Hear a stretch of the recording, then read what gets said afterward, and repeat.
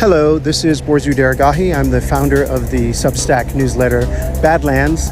And today I have a special edition, an interview with a former Chinese diplomat and now podcaster, Han Yang, and his platform called The Devil's Advocate. Please listen into this interesting and challenging interview. Hello everybody. Welcome to The Devil's Advocate. Today we are very pleased to welcome Mr. Borzu Daragahi, a veteran Iranian-American journalist, to the show. He has been a three-time Pulitzer Prize finalist and has been a Middle East correspondent for the Los Angeles Times, The Independent, and BuzzFeed News. Is that correct? Yeah, I think the FT is pretty good too, the Financial Times. And the FT, yes. And currently he's an independent journalist. You are currently in Turkey at the moment doing reporting. Yeah, I live in Istanbul and Paris. Yeah. Right now I'm I'm close to the Iranian border in far eastern Turkey in the city of Van. And I spent the day interviewing people coming in and out of Iran. Okay. Well, first, let me say Happy Persian New Year. I guess I'm not sure whether that's appropriate greeting at the moment. It's totally appropriate. It's absolutely appropriate. Yes. So tell us, what did you see and hear today or recently at the border? Well, I don't want to totally preempt my own reporting because I'm on an assignment. Of course.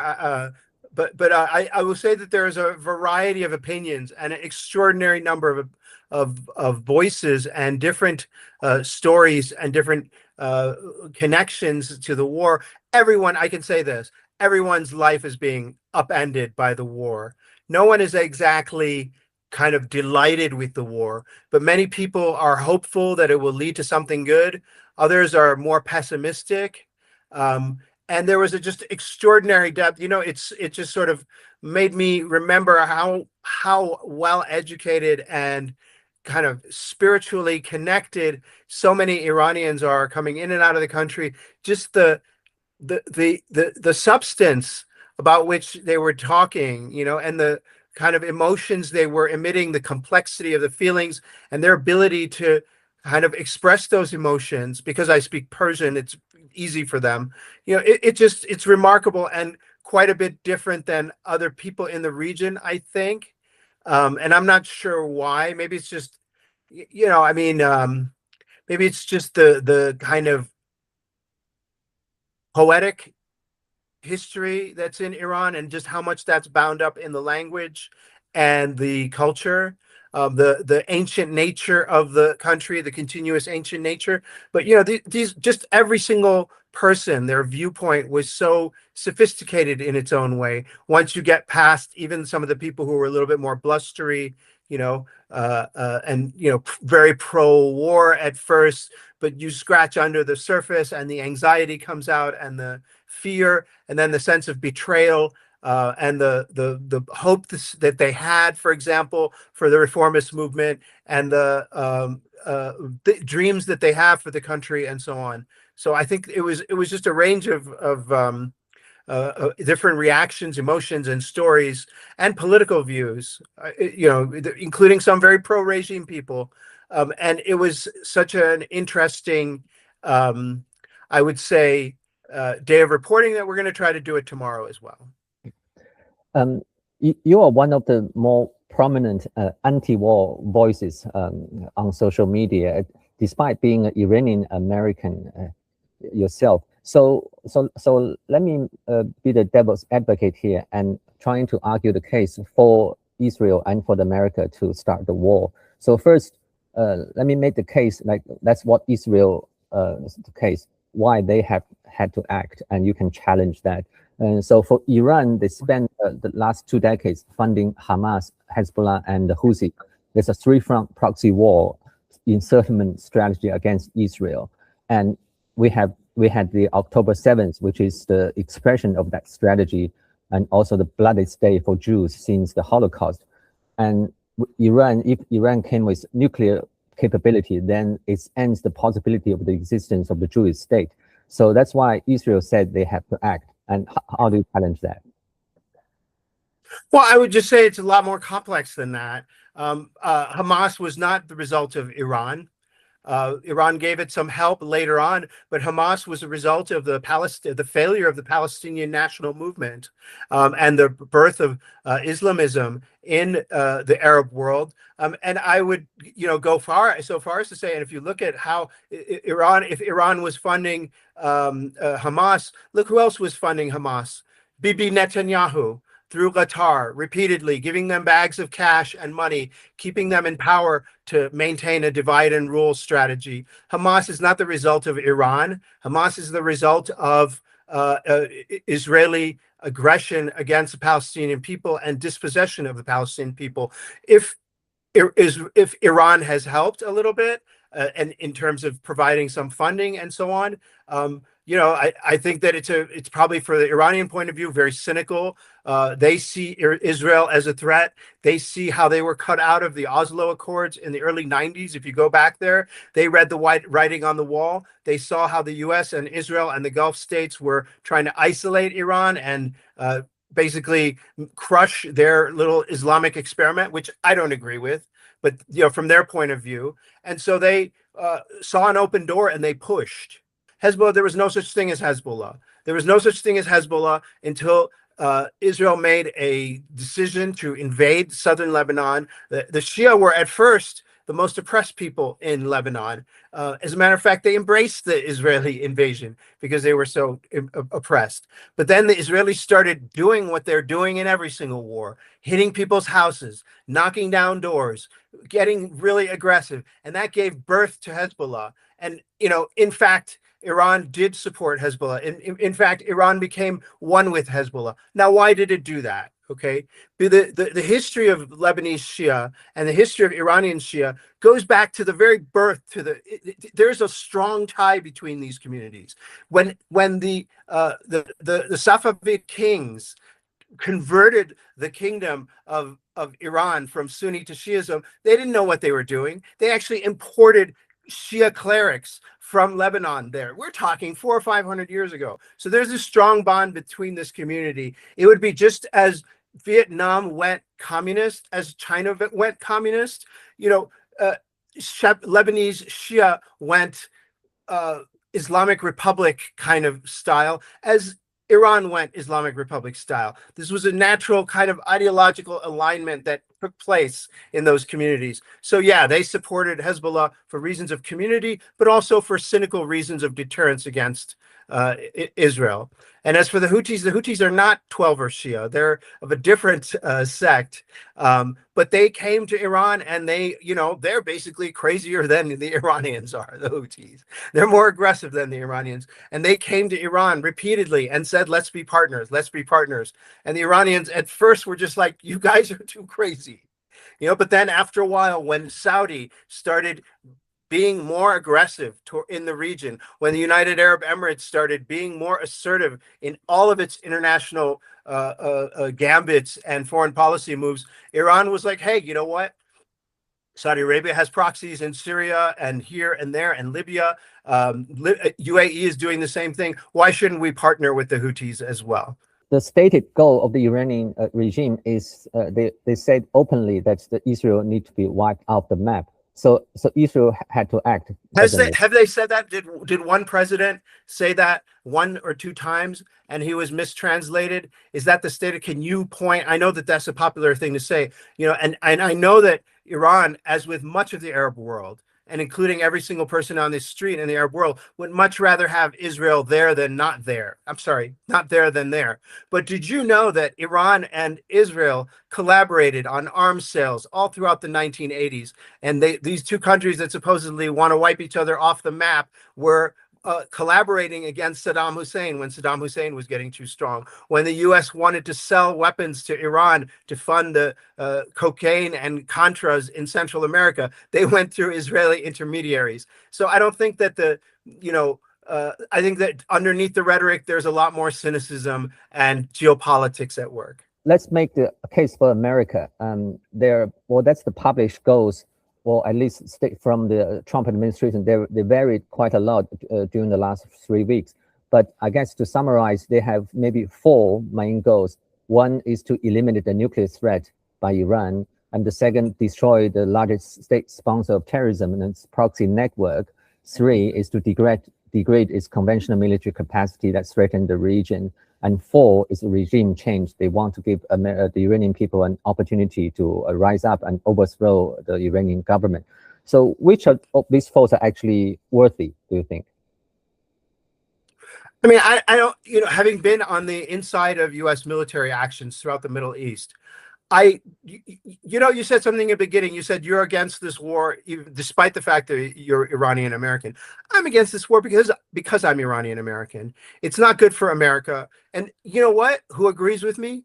America. Okay. The U.S. and American people are instinctively seeing that this is stupid, that this is insane. Iran posed no threat to the United States. The nuclear program, according to several diplomats, was being resolved. I mean, they were figuring it out. There was no issues on Iran's nuclear program for those years under which the JCPOA was in effect. The only country really, and not only just the only country, the only national security establishment in the whole world that was alarmed by Iran's having a nuclear program or any kind of nuclear program, any level of a nuclear program, is Israel, which is basically shrill and alarmist about everything having to do with Iran, because they cannot stand the idea of this regime being there. That's because it's the one regime that is willing to challenge it on its territorial ambitions. So, it's obvious to everyone, including former U.S. officials now, that basically the U.S. and the Trump administration are doing the bidding of Trump. It's, of course, the responsibility is all Trump's. I don't think that, it's fair to say, oh, Israel suckered Trump into doing this. I think that's a cheap shot. And I think that's borderline conspiratorial. Everyone can see for themselves what's happening.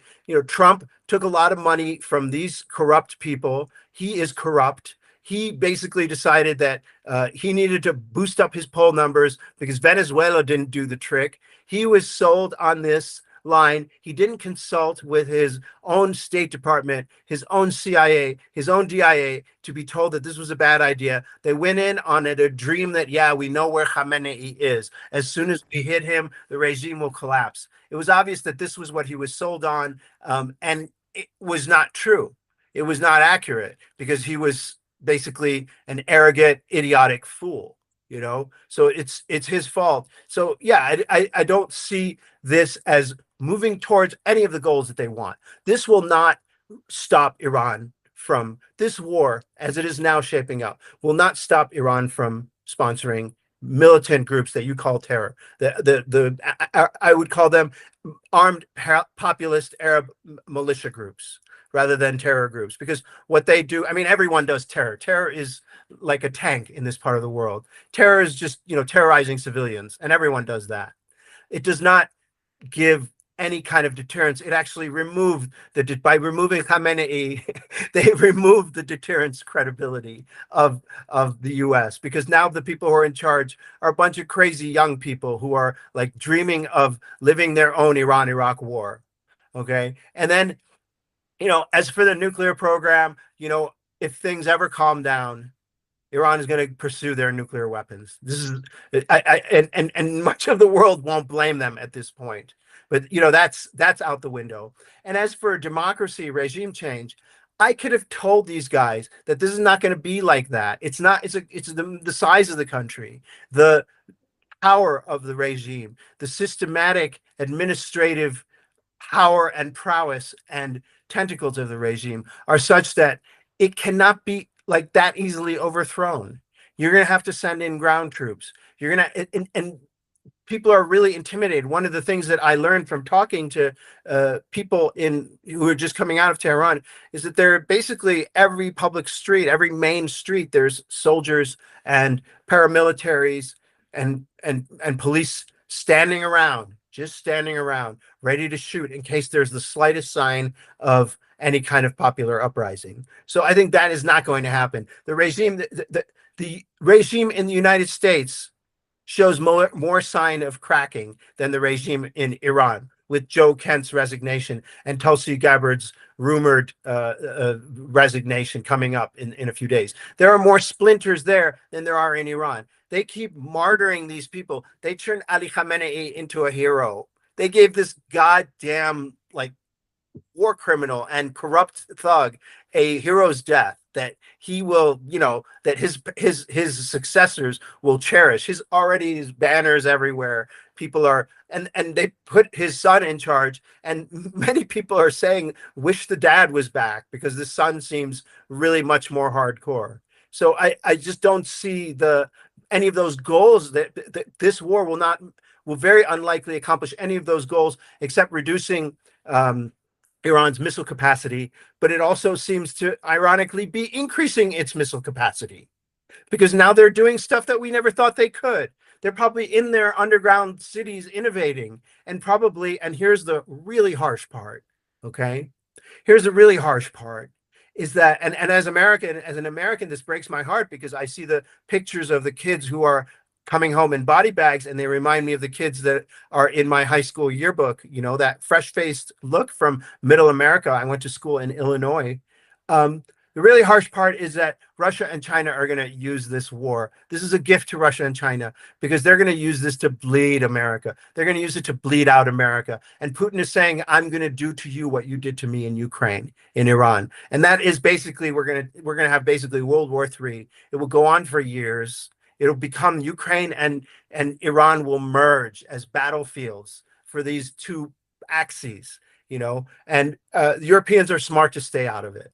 So the question is, but do you agree that the Iranian regime is an existential threat to Israel? I think that not as it currently is. I mean, I don't think that it's not. It wishes it was a potentially existential threat to Israel, but I also think that there can be a modus vivendi between Israel and Iran. I don't think that, empirically speaking, Iran without nukes is an existential threat to Israel. I don't not without nukes. Once again, I mean, I'm just speaking totally empirically. I don't care what they say about each other. You know, the Iranians may say we're going to wipe the Israel off the map. The Israelis may say Amalek. You know, that the Iranians are basically kill the farm animals too. Whatever, you know, this kind of rhetoric you get from politicians. This is how you rally the troops. This is how you mobilize men to fight. And women, of course. So I don't look at that. But like empirically speaking, Israel is far more of an existential threat to its neighbors right now, simply because it has nuclear weapons than Iran is to its neighbors. Was the decision correct last year for Israel and America to bomb the Iranian nuclear facility? I don't think it was, because it closed off diplomacy. And I think that it was the precursor to what you have now. That was just the appetizer. This was always the main course. And so I think it was not a good decision. I think that the U.S. could have gotten what it wanted through diplomacy. As a matter of fact, they were in the middle of negotiations when this happened. And there's a precedent for the U.S. getting some kind of satisfactory deal that was good enough that it satisfied the Europeans in 2015. Yes, Israel was opposed to it. But, you know, Israel would be opposed to any kind of diplomacy between the U.S. and Iran that would cut it out of the process and the decision-making process. What the Israelis want is Jared Kushner in the room, whatever deal is being made, you know, and anything short of that, they won't accept. And that's why they didn't like the 2015 nuclear deal. And that's why they began the war last year and convinced the Americans to drop bunker busters onto those nuclear sites. That basically, you know, it created the escalation. Dropping those bombs objectively made it impossible to know anymore how Iran's nuclear program was progressing. You know, so we don't have eyes anymore on it because it's buried underground. We don't know how many kilos are there. We don't know if someone has removed it. Before, there was cameras there and IAEA inspectors coming in and out. And so this created a situation where this war became, you know, necessary on the nuclear aspect. It became necessary because we don't have any eyes on that program. I don't know if even Iranians have eyes on the program at this point because it's buried under a mountain. So let's suppose you are the Israeli prime minister and you know that Iran is, say, a few months away from weapons-grade uranium. What do you do? Well, I mean, I would relax, first of all, because having weapons grade uranium is not enough. You also need to miniaturize that. If you look at the science of it, and I have, unfortunately, for years, you have to miniaturize that weapons grade uranium. You have to put it onto a nuclear device. You have to master the implosion process, the very highly sensitive process through which millions of atoms are driven at the same time into the nuclear core and create the nuclear fusion reaction. That has to be mastered. Iran has stopped working on that even in 2003, by all accounts. Including the people who are in the program, it has not advanced in that. And could they do it in a laboratory? Probably, but it would take them a year or two to do that. And then I would go back to the Saudis and I would say, hey, we're going to establish a Palestinian state, and we're going to make peace the way you asked for it in 2000, wherever it was when they made the Saudi peace deal. We're going to give this section of Jerusalem to the Palestinians. We're going to set up a fair deal for them, and then we're going to have peace with Saudi Arabia. And then after we have that peace, then we'll be in a better position to confront Iran, because Iran won't have this open door of the Palestinian issue to push through. We're going to define our borders. We're going to stop launching escalatory attacks against Lebanon, and we're going to, retreat from Syria. So if you ask me what I would do, that's what I would do. I would try to make peace with my neighbors and have good relations with the. What about the Hezbollah's thousands of rockets aiming at Israel? If you were Israel prime minister, what would you do to that threat? Like I said, I would make peace with my neighbors. And you talk about Hezbollah striking at Israel. It has been right now over the past year and a half. I think there's some kind of peace agreement between Hezbollah, and there's something like, I don't remember how many thousands of violations by Israel. And as long as you are doing those attacks, as long as you're assassinating, some third-ranking Hezbollah leader, you're gonna have war. So I think that Israel should take a look in the mirror and look at its own conduct and its warlike, Spartan-like attitude, its paranoia, its culture of militarism, its belief that assassinating one guy is going to do anything but just further escalate the situation, and look for off ramps that include diplomacy rather than and concessions. Land for peace was adopted by many Israeli governments before, and it was Netanyahu's aim when he entered politics to destroy the concept of land for peace, and that's what he's doing. Maybe they should unelect Netanyahu and go back to that principle of land for peace. But October 7 happened, and that's the largest single-day massacre of Jews since World War II. Yeah. And what should Israel do to respond to keep its nation secure after that? Well, I mean, at this point, at that point, at the point of October 7th, yeah, if you play when you play the game of war and escalation, eventually it's going to bite you in the back. And so I would call what happened there, as horrible as it was, as unacceptable as it was to kill civilians, blowback for Israel's bad policies with regard to the Palestinian territories. I don't know what they should do. I'm not a military guy. I would say that like bombing, doing double tap hits on hospitals and schools is not any solution to basically launch a war of what appears to be ethnic cleansing, full of war crimes that make your country a pariah state throughout much of the world, is not a solution. Thankfully, I'm not a policymaker, but if I were a policymaker, my solution to avoid an October 7th would have begun 5 years earlier. But yeah, October 7th is wrong. How do you respond to it? Not by killing children. Okay, but let's say, suppose you are Israeli and you live in a city there in Haifa, and you have children, and then Iran is sending rockets, and they say they are weeks from creating a nuclear bomb. What would Israeli civilian want from that situation?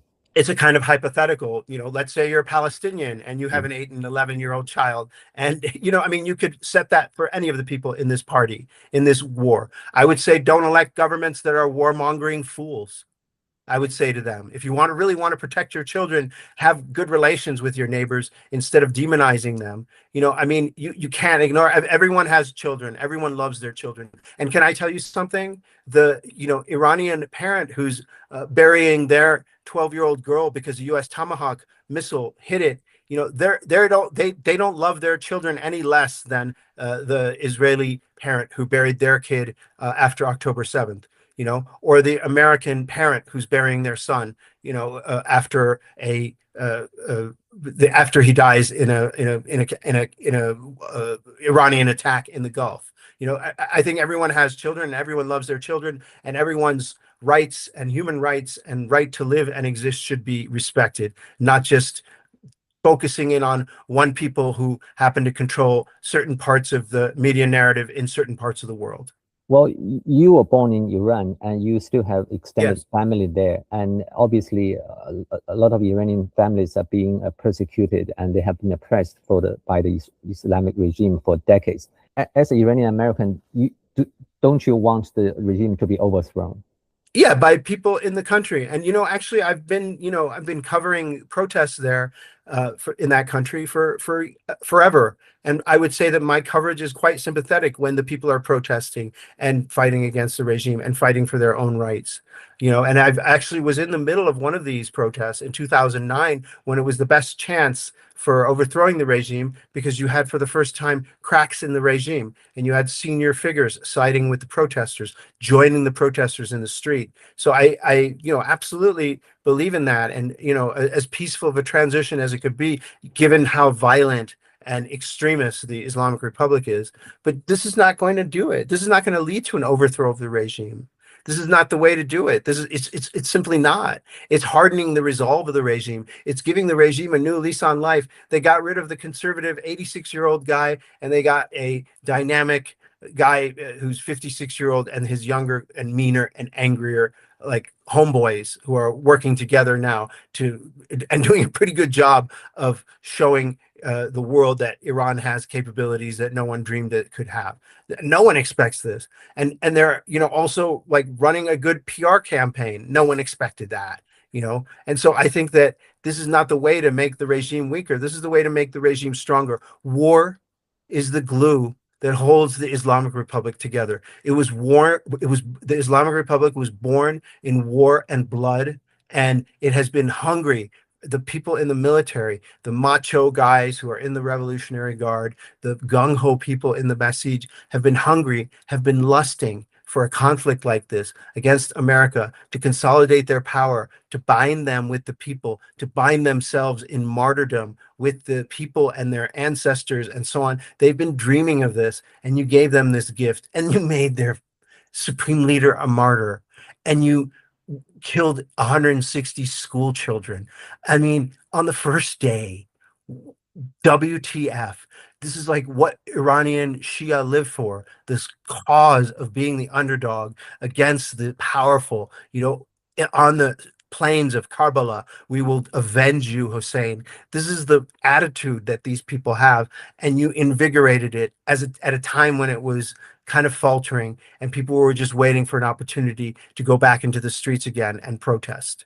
I've met quite a few Iranian Australians here in Sydney, and the supermajority of them opinion are strongly pro-war, and they say their family back in Iran are also strongly in support of the U.S. and Israel's bombing campaign against the government, because they say they don't have any other choices now. This is the last option available for them, for the external forces to try to help, use military force to help them, give them this last chance opportunity to overthrow the government. So what do you say to them, especially the diaspora overseas in the US and in Europe and in Australia, who are strongly in support of the war? I would say that, and I talked to people who were just coming out of Iran who expressed that same opinion. I would say that, a war criminal and a pedophile and corrupt, what should I call him, game show host, are using your spirit of democracy and your protests and your honest hopes for Iran are using and exploiting it to pursue their geopolitical ambitions. That's what I would say to them. And I think that they are using one particular television station called Iran International, which is funded by Saudi Arabia to kind of gaslight people and astroturf the whole social media and political environment, to give people an impression of how the regime works, and that is not accurate. And I would hope that as the war continues, people will start to see through this. Even Bibi Netanyahu and Donald Trump now have dropped the whole regime change argument. They just want a deal. It's so obvious to anyone who's watching that Donald Trump is in over his head, and he just wants to basically find an exit plan at this point. I mean, isn't it obvious? Like, the guy is basically shooting out little ideas. He's threatening to bring soldiers through the Strait of Hormuz, which is totally unrealistic. He's trying to spook the Iranians. He wants out. He wants an exit. He doesn't have the patience to oversee a long war like this. He's no Lyndon B. Johnson. He's not even a George W. Bush. He wanted a quick, easy victory like Venezuela. He was high off of that victory. He wanted to bring his poll numbers up, so he launched this, and now he's trying to figure out a way to get out. Do you think the pro-war Iranian Americans in the diaspora are overrepresented in the Western media? Well, it seems like that. I mean, I think that they are. I think that they're more vocal and they're more bullying. And a lot of the monarchists are out and out kind of aggressive and engaged in behavior that's borderline illegal, almost racketeering. You put up this flag in your store, or we'll organize a boycott around you. We'll continue to harass you. We'll put up social media calling you a defender of the Islamic Republic. In a poll that was conducted with the cooperation of a respected American polling group, the Zogby International, as well as a Iranian organization called NIAC that is not that respected, but I respect Zogby. It's about half opinion. And I sense that today too, talking to people who are coming out of the country. A lot of people are not like against the regime, but just really, really worried about this war and this whole strategy. The situation at the Turkish-Iranian border, if the war continues, do you see more refugees coming out? You know what? It's crazy. There's no refugees. All the people who are coming out were coming for tourism. We're coming for a little break. They were coming in their nice BYD electric vehicles, some of them. They were all, and what people were telling me in Van is that the numbers are way down. And in addition, like they're from usual years at this time, people come to Van because it's like the closest city to Iran, and they can go and sit and go drinking at bars. But in a kind of testament to the bravery of the Iranian people, more of them are staying put this year than leaving the country for Nowruz, because they want to be with their families and they're worried about their properties, and they just don't worry about getting back into the country. The airports are closed, so it would require a long drive to get to the border. But what another extraordinary thing that was, and some of the taxi drivers that were taking people there, we took a taxi there, the driver was telling me that what's extraordinary is you see so many people who are going back in. Not only are like not a lot of people are coming out, but significant number are people who are rushing back to be with their families, to be in solidarity with their country, and so on, which is strange. There's zero refugees that you would call. As a matter of fact, there was I am preempting some of my reporting here. There was actually a UN car there, and the UN HCR people were there just monitoring, and they were saying they were giving all these facts that there aren't that many people here. One of the key arguments you made against this war is that you covered Iraq from 2 decades ago, and because of the disaster of the Iraq, and you are seeing that America is making the same mistake. But isn't Iran very different from Iraq? Iran has a larger middle class, has a much established civil society, and has a very strong opposition movement, popular movement against the government. I would just say that, maybe Iran has a larger middle class as people perceive it, but I think that the view that Iranians have of Iran in the diaspora is very warped, and that there's plenty of very poor people in Iran. There's a lot of uneducated people in Iran. There's a lot of very religious people. The level of people who are very traditional, very high number of people who are living very traditional lives, they just aren't in the cities. They aren't very visible. and outside of the country's 93 million people. How many of those are actually middle class? We don't know. But I can tell you this, when you go to any of those shrines or religious pilgrimage sites and so on, you see those people who are not on TV. And you see a lot of ordinary, salt of the earth people who do not belong to the middle class. These are laborers, these are day workers, and these are, street sweepers. There's plenty of people like that. And as for civil society and opposition politics, no. I mean, one of the things that the Islamic Republic has done is destroy all civil society, except that which is under its very control. There's not much civil society. There's not much in terms of civil society groups, organizations. There have been attempts. There's been people trying to form stuff and create some kind of momentum towards genuine civil society. But everything is very tightly controlled by the regime, and everything is very tightly monitored by the state. And as for the opposition, I think the Iranian opposition is horrible. Just look at how they swear at people.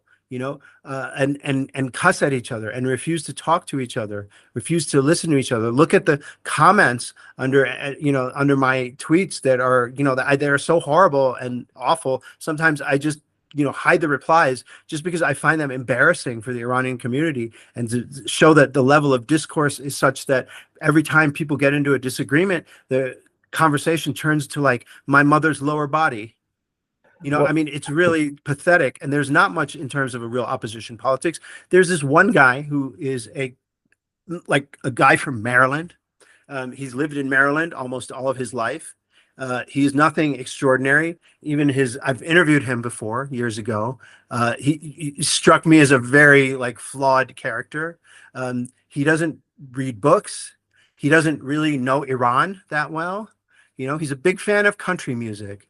And this guy is like a grifter as well. He's a little bit of a con artist, and he's been flat broke because his family's estate was pilfered at the beginning of the revolution. And so he has had to find ways to fulfill his luxury lifestyle for himself and his wife and his daughters. And his grift is this. I'm warning people that this guy is not the driver.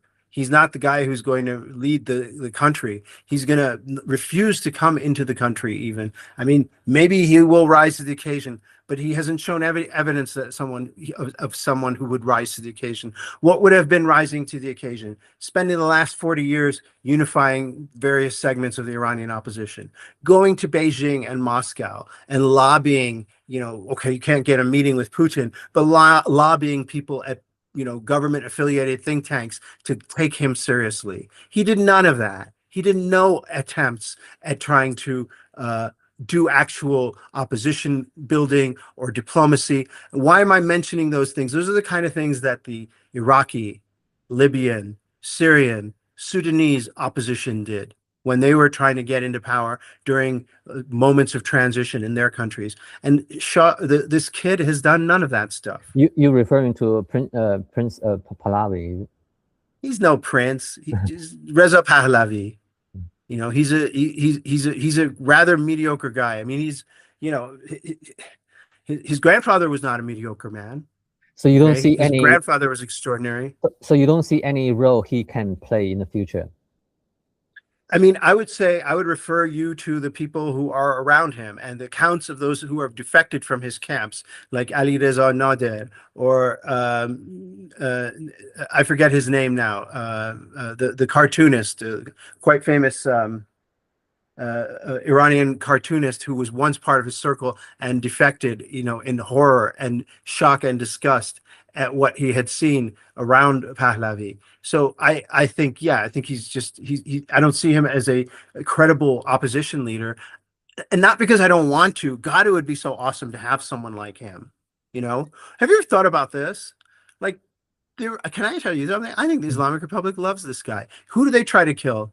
They try to kill Masih Alinejad.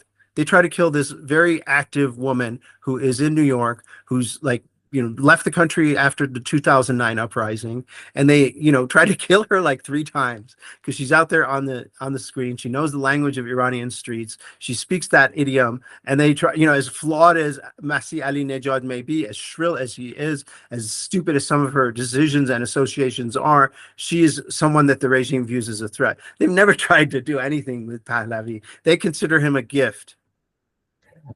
Many of the Iranian Australians I talked to here, they have a very fond memory of the pre-1979 days of the Shah dynasty. And this, do you agree with that nostalgia, or they were warped by their ideology, the memories?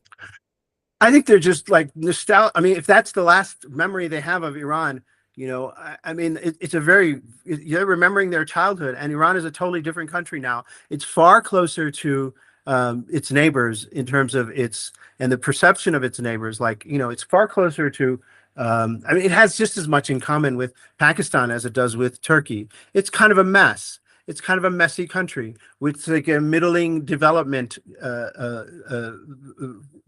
parameters, in terms of its infrastructure, in terms of its highly educated population is more a reflection of the fact that the clerics that were in charge and are increasingly less in charge and so on treated the whole country like a schoolhouse where they're lecturing people and indoctrinating them for 47 years. This is why the literacy rate went so high, is because these people are a bunch of schoolmasters. But those people are fading away. Khamenei is dead. Now you're getting like the thugs, the guys who hang out in the gym, and do push-ups and talk about how tough and mean they are. Those are the people who are taking charge. So I think that, the other than the fact of the Iranians being quite literate, and the literacy rate is not higher than Turkey's, for example, but other than that fact, I don't think that the country that they remember is the country that's there now. 47 years is a long time. Well, let's see another counter argument. Like this in Syria, Obama didn't intervene, and there are like over 500,000 dead and millions in refugees, and Assad in power for years. So what is the anti-war answer to Syria? If you use that example, doesn't that call for intervention? I mean, U.S. did intervene. They just didn't do it directly. They did it through Turkey, Saudi Arabia, UAE, and Qatar. They sent lots of weapons and lots of support, intelligence support into the country. But, they didn't put troops on the ground. And I'm not sure anyone wanted them to put troops on the ground. And, except when it came to the ISIS war. And then in that case, there was Americans on the ground there fighting against ISIS. So, yeah, I don't see it as an example of non-intervention.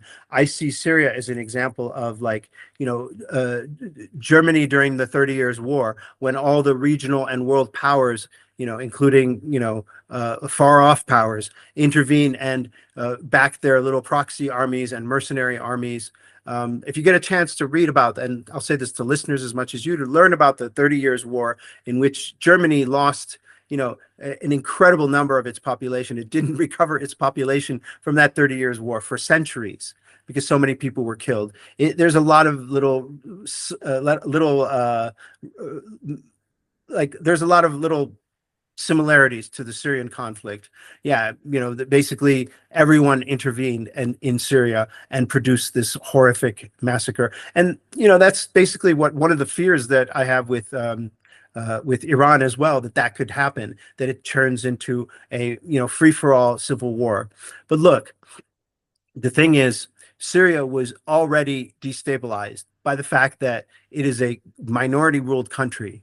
You have a country where an Alawite minority was ruling over a vast Sunni majority, and an Arab majority, mostly Arab, but some Kurds as well. So there was already this discrepancy. You don't have that in Iran. You don't have the big division. You have some ethnic divisions, but it's not minority rule in Iran. The Persians and the Azeris that rule the country, and that includes like Khamenei and Pezeshkian, both of them are Azeris. They were always the overclass, the Azeris. Those people make up a good 60-70% of the country in total. So in your article in Substack, you said Iran had rebuilt after the last year's bombing campaign. And was ready for Yeah. war. Now, 3 weeks in this war, what surprised you with Iranians' reaction or their strategy? I didn't think they would hit the Gulf as hard as they did. I didn't think that I think that they really are angry at the Gulf. I didn't think that they would, because the Gulf tried so hard, at least on the surface, to prevent this war from happening. I didn't expect that to happen. I didn't expect them to start hitting Saudi, Qatar, Oman, even, and other Arab countries, UAE especially, so quickly. I thought they would wait until there was more kind of clear public evidence that these countries were involved. But according to the Iranians, it was always a double game. There was always U.S. weapons positioned there for this conflict, and that the Gulfies were playing this double game. Heads I win, tails you lose. If there is not a war, we win because we kept the status quo. And if there is a war, well, we tried to prevent it. So, don't blame us if the Americans are using our bases here to launch attacks against you, because we tried to prevent it. But the Iranians didn't see it that way. So I think that was a surprise to me. What's Turkey's role in the current war campaign? Did it stay out of it? And stay out of it. I mean, is that why Iran hasn't fired any rockets to Turkey? I think they might have fired some rockets towards Incirlik as warnings, because they don't want the U.S. to start using Incirlik Incirlik is a massive NATO base in the southeast of Turkey, a huge base, and that includes nuclear weapons in that base. And so believed to have nuclear weapons. I think they did fire a few volleys at Incirlik in what would be called a warning. And then later on they said, no, it wasn't us. It was the Israelis. And the Turks bought that. They wouldn't want to draw NATO into the war, would Iran? No. I don't think they care. I don't think these guys care. And by the way, they wouldn't draw NATO into the attack, because the Iranians would, not necessarily at least, because Turkey would have to request it, and Turkey doesn't want that. I would say this, in Turkey, I'll tell you this, I go to the bazaar and I was with my kid, and we were trying to get, she wanted to get a tracksuit, and I was bargaining with them, and they like, where are you from? When I told them that I'm Iranian, they basically immediately drop the price. They're like, you're our heroes. This war and the Iranian cause is so popular in this country. It's a 90% issue. Even the opposition leader, Özgür Özel, he was on the floor of parliament speaking out against the Israeli and American onslaught, and speaking out defending the Iranian cause, so to speak. This has become a very popular cause. And so it's something that I don't think Erdogan would want to get dragged into. Well, you mentioned that, and a lot of experts have said that air power alone can't topple the regime, and the Trump and Hexas hasn't ruled out any ground troops. So now the war has started for 3 weeks. What's the actual alternative? Do you support sending in ground troops to finish the job? No, it won't finish the job. It'll just be a lot of dead people and a lot of broken hearts and a lot of mothers crying over caskets in Iran and America. I don't think it's like changeable that way. You'd have to, just look at a map. This is what I tell everybody. Look at a map. Look at, as someone pointed out, the entire province, the area where the Americans would have to control in order to control the Strait of Hormuz and to prevent rockets or drones from coming, is the size of South Vietnam. And they didn't even win the Vietnam War, no. They didn't win the Vietnam War after 10 years, So I'm just saying, it's the problem is the geography. It's a geography that gives Iran a big advantage, and that's been since forever, I mean, there's a few ways into Iran, and one of is, and if, for example, if Turkmenistan was part of the United States, that would make it easy. But Turkmenistan is not going to take part either, because it's purely under the thumb of Putin. I mean, it's not going to take part in the war. So if air power alone can't win the war, and you also oppose ground invasion, so what do you think the actual alternative strategy now? For the U.S., just declare victory and get away, go away, declare victory, make a deal, cut a deal, because this is just not going to end well for anybody. That would be my suggestion. You could bookmark it. Maybe in 6 months I'll be wrong and Iran will be a democracy, and me and you will be having a cocktail inside the Burj Tehran, and I'll say, man, I was so wrong. And I admit it, I was wrong. This was great. This is the best thing ever. And we pray for the people who died, but thank God. But I just don't think so. I just don't think anything. First of all, I don't think anything Trump touches turns into anything good. I don't think anything Netanyahu does for any other country except his own, and maybe not even his own, does anything good. And I don't like these Trump and Netanyahu don't even believe in democracy for their own countries, much less their country. So I just don't see a formula to success here. I see a formula to despair and death and power outages and water shortages and gunmen with flip-flops standing at checkpoints and shooting someone who doesn't pay up to get past the checkpoint. And I just see all of the horrors. And you know what? Everyone keeps saying, oh, Iranians are more civilized than other people. What does civilized mean? Civilized means people who live in the city. Yeah, maybe Iran is more urbanized, more people who live in these cities. And all that means, as I've learned, is that the more urbanized the country is, the more violence and bloodshed there is when civil war breaks out, just because people are more densely packed in together. The more people die when people put up positions in mortar positions in one part of the city versus other part of the city. The more densely crowded it is, the more people die. That to me is, that's why Iraq was more deadly than Afghanistan, and Syria was more deadly than Iraq. It's just because you went up the escalation ladder of urbanization, civilization. And I think that when Iran collapses, if it collapses, it will be super bloody.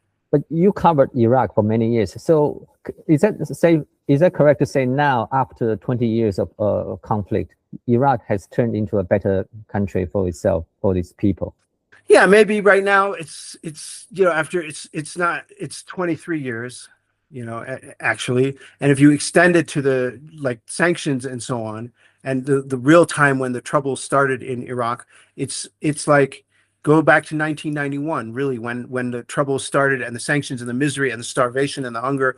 That 12 years between 1991 and 2003 was a really tough period for the Iraqis, really one of the cruelest period. And it made what the Americans did in 2003 so much easier. This was a weakened, dilapidated people and country that had nothing to, stand up for and fight for. No metro stations built, no great achievements made over the last 12 years. So, I mean, is it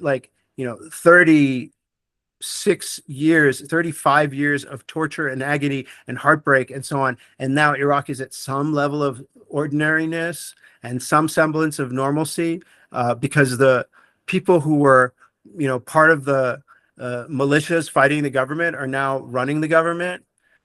Sure, okay, if you think that's worth it. And the same thing happened with Iraq. Afghanistan now is calm, because the people who were the insurgents are now the government. And Syria now is calm because the insurgents are the government. And Iran is going to be quite a different dynamic, because the insurgents will be the IRGC, because the militia that will that will be the dominant force will be the pro-regime militia when things fall apart. Okay, so last question. Well, the war has started. Oh, sure.